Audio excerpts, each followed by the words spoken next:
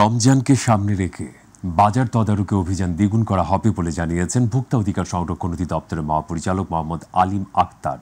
রাজধানীর ভোক্তা অধিকার সংরক্ষণ অধিদপ্তর আয়োজিত মিডিয়া ফেলোশিপ অনুষ্ঠানে তিনি এসব কথা বলেন। নিত্যপণ্যের দাম নিয়ে সিন্ডিকেটকারীদের বিরুদ্ধে কঠোর ব্যবস্থা নেওয়ারও হুঁশিয়ারি দেন তিনি। আর এসব তদারকিতে ক্যাব, সুশীল সমাজের প্রতিনিধি সহ সংশ্লিষ্টরা উপস্থিত থাকবেন বলেও জানান ভোক্তা অধিকার সংরক্ষণ অধিদপ্তরের মহাপরিচালক।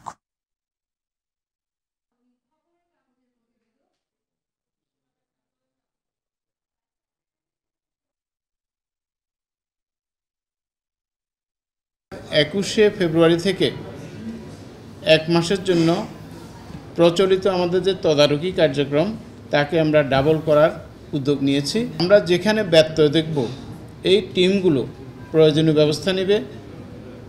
অন্যদেরকে শুধরাতে হলে কারোর বিরুদ্ধে কঠোর হতে হয়, না হলে হয় না। সেই সমস্ত ক্ষেত্রে আমরা কঠোর হব।